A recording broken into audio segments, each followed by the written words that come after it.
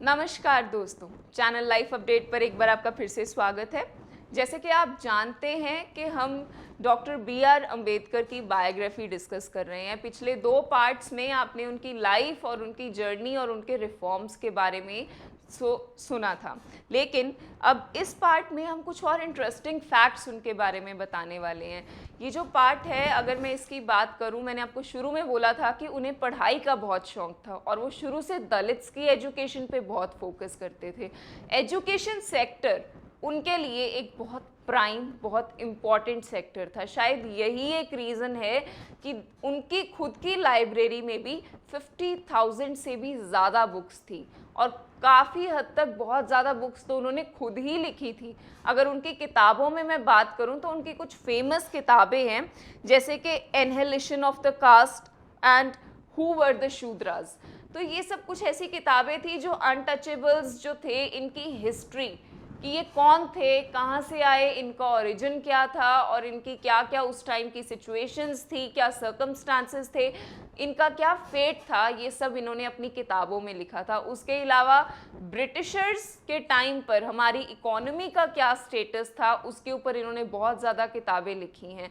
And otherwise also कि हम कहाँ से कहाँ तक किस तरीके से अपने देश को उन्नति के राह पर लेके जा सकते हैं, इन्होंने बहुत सारे वे आउट्स अपनी किताबों में बताए हैं। ये खुद भी पढ़ने लिखने के हक में थे, अपनी कम्युनिटी को भी पढ़ाई लिखाई सिखाना चाहते थे और यही नहीं, इन्होंने अपनी वाइफ को भी पढ़ाया था।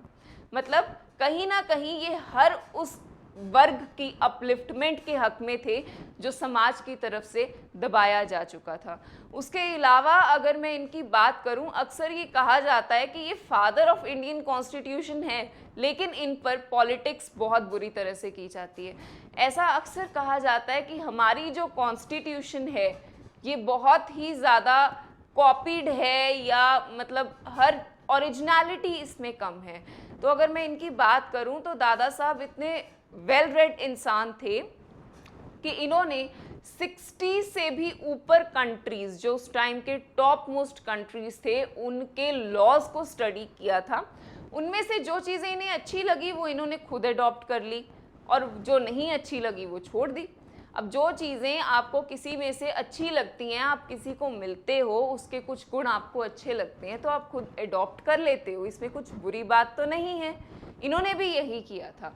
हाँ, हमारे कुछ अपने लॉज हमारी कंट्री और हमारे लोगों के हिसाब से भी डाले, लेकिन जो चीज़ें इन्हें बाहर से अच्छी लगी इन्होंने वो भी साथ में अडॉप्ट की थी। अगर मैं इनकी ज़िंदगी के बारे में बात करूं तो इन्होंने एबॉलिशन ऑफ अनटचेबिलिटी, यानी कि अछूतों के बराबर हक और अनटचेबिलिटी को ख़त्म करने पर बहुत ज़्यादा जोर दिया था।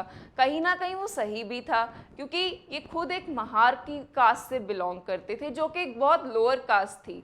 तो बचपन से इनके साथ ऐसे इंसिडेंट्स होते आ रहे थे। ये स्कूल जाते थे तो वहाँ इनको पानी पीने से रोक दिया जाता था, पढ़ाई करते थे तो इनको लास्ट डेस्क पे बिठा दिया जाता था, किसी के साथ बैठना अलाउड नहीं था। तो इस तरह के इतने इंसिडेंट्स इनकी ज़िंदगी में हो चुके थे कि बचपन से ही ये अनटचेबिलिटी से प्रभावित थे। तो इसी वजह से शायद इन्होंने पूरे जीवन में अनटचेबिलिटी को ख़त्म करने पर ज़्यादा जोर दिया था। इनका एक किस्सा है जो बहुत फेमस है, इन्होंने अपनी ऑटोबायोग्राफी में भी लिखा है।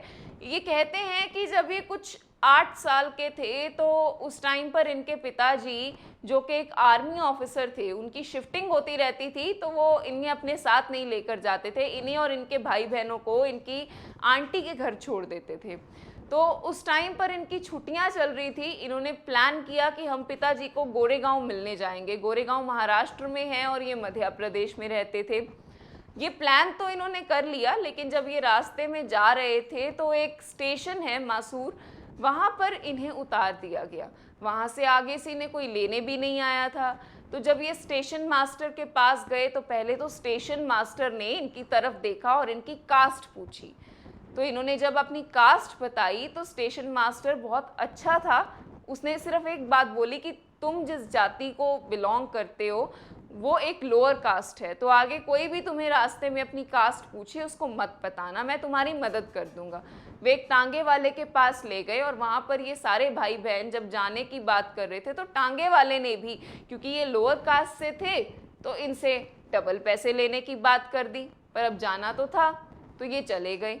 रास्ते में इन्हें भूख लग रही थी, प्यास लग रही थी, लेकिन पानी नहीं था, तो उसकी वजह से कितनी ही बार इन्होंने अपनी भूख को रेजिस्ट किया था। एक टाइम पर जब ये टांगे वाला इन्हें एक टोल प्लाजा क्रॉस करके कहीं आगे ले गया, तो वहाँ पर इन्हें लगा कि हम कुछ गलत जगह पर आ गए हैं, लेकिन वहाँ उसने इतनी एश्योरेंस दी कि तुम यहाँ सेफ़ हो, तुम्हारी कास्ट जो भी है तुम यहाँ पर सेफ़ हो, लेकिन तुम आराम से खाना खा लो। अब खाना कहाँ से खाते? पानी पीने को नहीं था। जहाँ जहाँ से ये पानी के लिए हेल्प मांगते थे, पानी मांगते थे, लोग कास्ट पूछते थे। अब अगर ये झूठ बोलते थे तो पकड़े जाते थे, अब सच बोलते थे तो लोअर कास्ट के थे, कोई इन्हें पानी नहीं देता था। तो उसके चलते इन्हें जो गंदे नाले का पानी था वो पीना पड़ा था। एक 8 साल का बच्चा है, आप उससे उसकी कास्ट पूछ के उसके खिलाफ जो डिस्क्रिमिनेशन कर रहे हैं वो उसके मन में बैठ गया था। शायद यही रीज़न था कि इन्होंने अपने कॉन्स्टिट्यूशन और रिफॉर्म्स में ज़्यादातर अनटचेबिलिटी और कास्ट सिस्टम के अगेंस्ट बात की थी। इन्होंने हमेशा ये कहा था कि वह वर्ग जो भी दबा कुचला है इस समाज से, उसकी अपलिफ्टमेंट ज़रूरी है, और कॉन्स्टिट्यूशन में भी इन्होंने यही कहा था। ये कॉन्स्टिट्यूशन की ड्राफ्टिंग कमेटी के चेयरपर्सन थे। उस दौरान इन्होंने काफ़ी सारी चीज़ें इंट्रोड्यूस की थी। 1.5 साल लगातार कॉन्स्टिट्यूशन पे डिस्कशन हुई, डिबेट हुई, क्या क्या लॉज आने चाहिए, नहीं आने चाहिए, उन पर प्रॉपरली हर चीज़ पे बात की गई। तब जाकर वर्ल्ड का सबसे लेंथीएस्ट कॉन्स्टिट्यूशन बन चुका था। इसमें अगर कॉन्स्टिट्यूशन की बात करूं तो ये 26 नवंबर 1949 को ये पहली बार अडॉप्ट किया गया था, प्रपोज किया गया था। लेकिन हाँ, अगर एडॉप्शन की बात करूं तो 26 जनवरी 1950 को इसकी एडॉप्शन हुई थी। उसके अलावा अगर हम कॉन्स्टिट्यूशन की बात करें तो राज्यसभा टीवी पे एक बहुत इंटरेस्टिंग सीरीज़ थी, एपिसोड्स आए थे, लगातार 10 एपिसोड्स हैं जो 11 घंटे के टोटल हैं। संविधान श्याम बेनेगल के डायरेक्टेड हैं। अगर कॉन्स्टिट्यूशन के बारे में और डेप्थ में जानना है तो वो बहुत ही इंटरेस्टिंग एपिसोड्स हैं, हम उन्हें भी देख सकते हैं।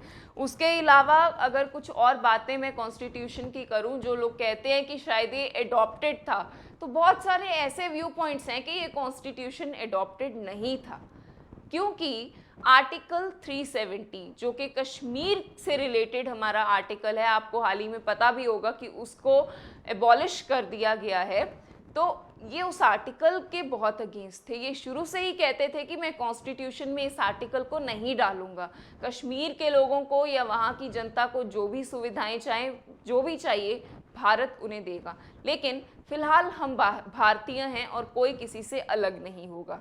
ये इनकी अपनी मान्यता थी। उसके अलावा ये एक यूनिफॉर्म सिविल कोड में बिलीव करते थे। ये शुरू से ही कहते थे कि किसी भी कम्युनिटी, किसी भी धर्म के जो अपने लॉज हैं उनको इनवैलिड करके एक यूनिफॉर्म सिविल कोड होना चाहिए जिसमें सबके लिए बराबर लॉज होने चाहिए। तो काफ़ी ऐसे पॉइंट्स हैं, अगर बहुत सारे ऐसे पॉइंट्स हैं जिनकी हम बात करने लगें तो ये चीज़ सिद्ध करते हैं कि कॉन्स्टिट्यूशन हमारे हिसाब से बहुत ही ओरिजिनल था। जो चीज़ें अच्छी थी वो बाहर से अडॉप्ट ज़रूर की गई, लेकिन हर चीज़ को इंडियन पॉपुलेशन के हिसाब से ही रखा गया था। अगर इनकी बात करूं तो इनकी जर्नी बहुत लंबी है, इनकी बायोग्राफी इतनी लंबी है कि कवर करना एक छोटी सी वीडियो में बहुत मुश्किल होगा, बट हमने उम्मीद की, हमने ये कोशिश की है कि कुछ छोटे से और वैलिड पॉइंट्स आपको छोटे छोटे चंक्स में आपको हमने इनके रूबरू करवाए हैं।